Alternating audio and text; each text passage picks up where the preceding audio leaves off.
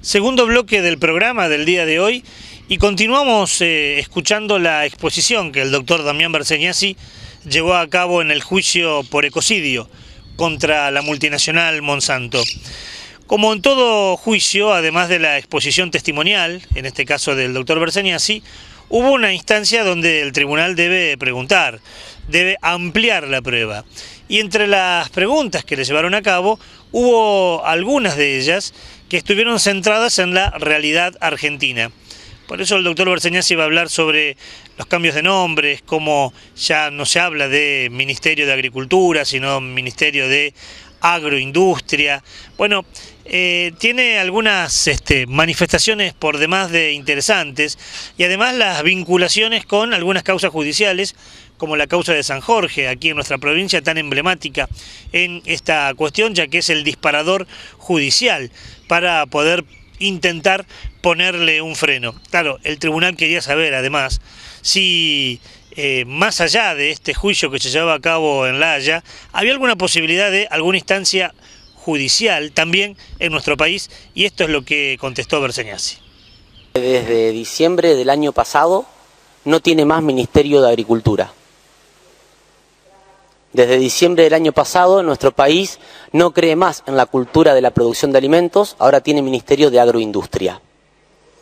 Y el ministro de Ciencia y Técnica fue puesto en su lugar, incluso en gobierno anterior, por presión de las corporaciones internacionales que manejan los presupuestos de la ciencia y la tecnología.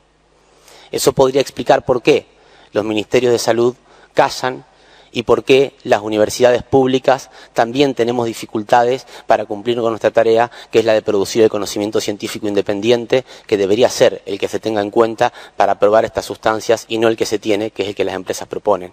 La OMS ha dicho el año pasado que el glifosato efectivamente es lo que nosotros decíamos que era, lo que las víctimas dicen y decían que era.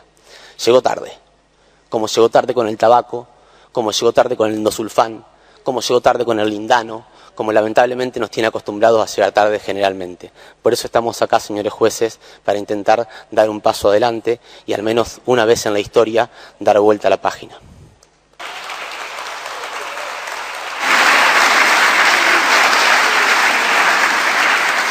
Con este conjunto de elementos que son el proceso histórico que usted nos ha señalado, a pesar de todo, la relación de causa-efecto con las reservas que usted mismo dijo y los testimonios directos, más este trabajo también directo de encuestas que ustedes han hecho, de trabajo de campo, podríamos decir directamente, ¿consideraría que hay elementos suficientes como para poder presentarlos en tribunales de su país, en Argentina, que si bien hay este problema de los responsables de la salud pública actualmente, pero en los tribunales podría haber un campo como para que con todos estos elementos se pudiera hacer dos cosas? Una, demandar la reparación del daño, y la otra, luchar o plantear la prohibición de que se continúe comercializando esos elementos que alteran a la salud de acuerdo con todas las evidencias que usted ha presentado. Sí, señor juez. Yo considero, en primer lugar, no es una opinión personal.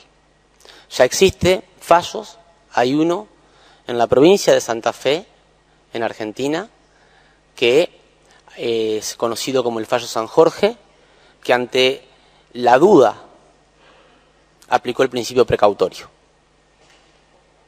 y prohibió la fumigación alrededor de 800 metros del lugar donde vivía la persona que inició su demanda por daño a la salud. Hay otro fallo que ha utilizado, entre otros argumentos, el resultado de nuestros trabajos de campo para exigirle a las autoridades políticas locales, a los legisladores locales de una ciudad llamada Totoras, que deroguen una ordenanza que habían aprobado, que era retrógrada respecto a la ordenanza existente, con los límites a la fumigación. Y esa obligación de derogar esa norma fue basada, entre otras cosas, en que existían trabajos como el nuestro que demostraban que podíamos pensar en una relación de daño, de riesgo incrementado por la proximidad de las fumigaciones. Existen varios fallos a nivel local y en esta sala hay compañeros abogados, de esos que hacen también el derecho más digno, que han logrado batallar en tribunales y en algunos casos ganar y en otros no. Pero las batallas que se pierden no son en vano, creemos nosotros, porque permiten construir las que vienen. Y sí existen en nuestro país experiencias de pedidos de prohibiciones. Hasta hoy seguimos luchando con un sistema que desde el marco legislativo no asume nacionalmente el problema y sigue librando a cada localidad la responsabilidad, y desde un marco ejecutivo se hacen los desentendidos porque los legisladores no construyen las leyes necesarias. Y la justicia, bueno, nos obliga a estar aquí en el Tribunal Internacional Monsanto.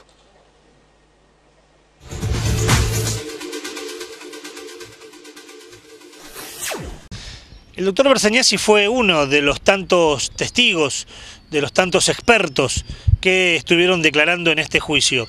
Pero si bien la lista sería muy grande, algunos de los nombres que estuvieron presentes son personas que hace años vienen batallando en este tema. Una de ellas es la francesa Marie-Monique Robin, la autora de, entre otros, El mundo según Monsanto, ese libro y esa experiencia cinematográfica tan reveladora, tan interesante, donde buscó testimonios de todo el mundo, donde demuestra palpablemente en este trabajo cómo se ha cambiado la mentalidad y cómo se han generado enfermedades, contaminación y muerte en diferentes puntos del planeta por seguir justamente este sistema. No fue la única. Vandana Shiva, esta mujer, esta feminista, esta interesante persona que hoy vamos a recordar inclusive en un momento del programa, fue una de las declaraciones que también pasaron por este juicio contra Monsanto. Y también las personas que sufren en carne propia este perverso sistema. María Liz Robledo es la mamá de Martina, y Martina es una chiquita que nació por malformaciones congénitas, una de las tantas argentinas que inocentemente tienen que sufrir las consecuencias de la contaminación ambiental. Bueno, el testimonio de María Liz fue tan necesario, tan interesante como doloroso. Mi nombre es María Liz Robledo. Yo soy de Baigorrita, una localidad muy pequeña de 1900 habitantes, en la provincia de Buenos Aires, de Argentina.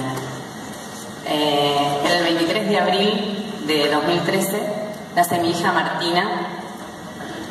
A pocos minutos de ponerla al pecho, se ahoga y es llevada por el personal médico de la clínica y bueno, regresan diciéndome que tiene una malformación congénita, que es atresia de esófago con fístula traqueosofágica. Yo nunca había escuchado ese nombre, por lo tanto los médicos me explican de qué se trata la patología y me dicen que para que sobreviva necesitan operarla en carácter de urgencia. Fueron 4 horas de operación, 22 días en terapia intensiva. Luego de eso, Martina, por suerte, fue evolucionando, no tuvo consecuencias de las que podría haber tenido y evolucionó favorablemente, más allá de los tratamientos y los estudios y las imposibilidades que tiene el día de hoy de poder llevar una vida normal. No pudo asistir este año, hace 6 meses que no asiste al jardín y no puede llevar adelante su proceso de socialización primaria, justamente también porque inmunológicamente está predispuesta para cualquier virus o bacterias que existen en el jardín poder enfermarse. En el caso de Martina, en mi pueblo, decía, es una localidad de 1900 habitantes. Al año y medio, al año y 7 meses de nacida mi hija, nace otro bebé con la misma malformación. Esto me lo comunica mi doctora y me comienza a hacer un par de preguntas en relación a si estuve expuesta a algún tipo de tóxico. Fue en ese momento donde aparecieron las imágenes que tuve durante años al lado de mi casa. El depósito de tarros de glifosato, de agrotóxicos, apoyados en la pared lindera de mi casa, la entrada y salida de la máquina fumigadora, chorreando un líquido que hasta ese momento considerábamos inocuo, porque esa es la información que tenemos, de que es inocuo, de que no hace daño a la salud. Ahí aparecieron todas esas imágenes que hasta ese momento yo ignoraba como ignora la mayoría de la sociedad en Argentina, como ignora la mayoría de los habitantes de mi pueblo, que vemos naturalizado totalmente el ir y venir de máquinas fumigadoras, el depósito en distintos puntos de la zona urbana. No estamos hablando de una zona de campo, estamos hablando de la zona urbana, al lado de las viviendas, fumigación en los parques. Todo eso es vivido de forma natural. Me piden el permiso para que el caso de mi hija ingrese en el RENAC, que es el Registro Nacional de Malformaciones Congénitas, cuyo médico, el doctor Jorge Erce, es el encargado en el hospital de la ciudad de Junín.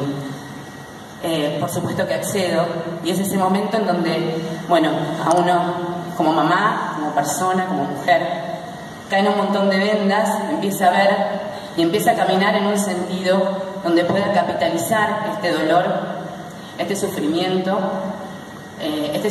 que se siente en el alma, pero uno trata de, cuando despierta la conciencia, no hay marcha atrás, no puede caminar hacia otro lugar que no sea la lucha por la salud. Yo tengo a mi hija, yo la tengo. No quiero más Martinas, no quiero más familiares, no quiero más gente reclamando sin ser escuchados. En mi país no somos escuchados. Hay algunas leyes, pero no son implementadas. No tenemos espacios donde poder ser escuchados, donde reclamar. No hay legislación vigente, ni a nivel municipal, ni a nivel provincial, ni a nivel nacional. La verdad que me parece muy importante el tribunal contra Monsanto, porque en este país no somos escuchados. La explotación de la tierra se realiza de manera indiscriminada, utilizando pesticidas y sin tener en cuenta la salud de nosotros, los habitantes de este país. Y bueno, me parece importante por eso participar y poder seguir de alguna manera luchando por nuestros derechos, por el derecho a la salud de todos.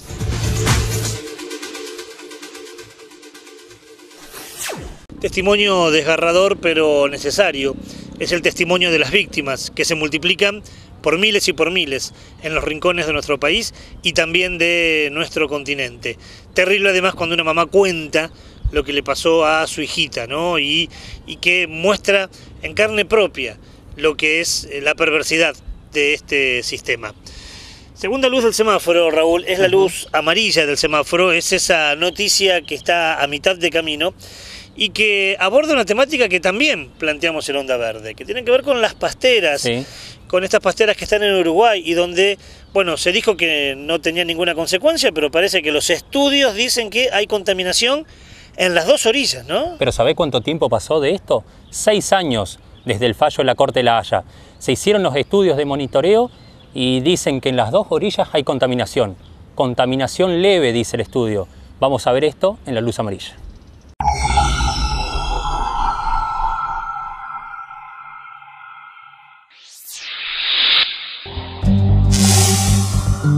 Los resultados se dan a conocer 6 años después de que la Corte Internacional de La Haya exigiera la difusión de un monitoreo conjunto de impacto ambiental por el conflicto de la pastera UPM de Fraiventos. El informe revela un desbalance ambiental y una contaminación leve en ambos márgenes del río Uruguay. Los datos arrojados agregan que el nivel de contaminación en el agua no se debe solo a los afluentes de la pastera, sino también los desechos encontrados en la desembocadura del río Gualeguaychú. En este caso, la contaminación podría ser corregida en el futuro inmediato y no resultaría peligrosa para la salud de los habitantes aledaños al río internacional.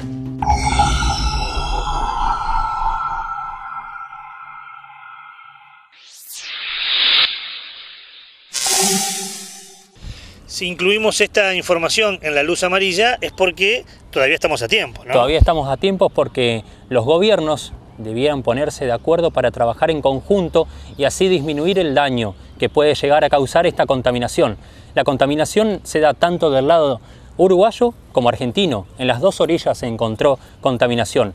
Contaminación leve, repetimos, pero aún así contaminación. Los gobiernos debieran trabajar, repetimos, para que esto no se expanda. Bueno, ojalá que los gobiernos se pongan de acuerdo y puedan solucionar este tema que une a muchas localidades al borde del río Uruguay, bellísimo río Uruguay, que une a los dos países, tanto a Argentina como a Uruguay. De esta manera cerramos el segundo bloque de nuestro programa con esta luz amarilla. Nos queda material. Mire, cuando volvamos del corte vamos a recorrer una vida maravillosa, la vida de Vandana Shiva.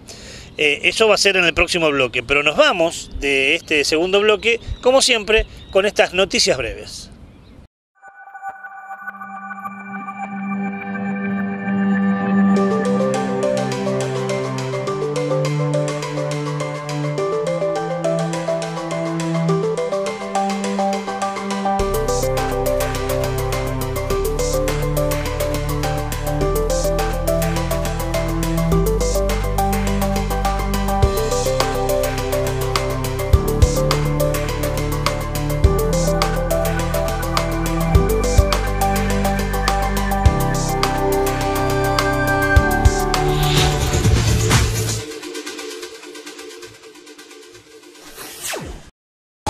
Marcelo Jiménez Turismo presenta Vacaciones de Invierno, con la programación más completa y al mejor precio. Consulte todas nuestras salidas internacionales. Tenemos los mejores paquetes al sur y norte de Brasil. Recordá que podés consultar todas nuestras salidas en nuestra web www.marcelojimenez.tour.ar o en la revista de Cable Video. www.municipales.org.ar. Toda la información de los trabajadores municipales y comunales de la provincia de Santa Fe en un solo sitio web.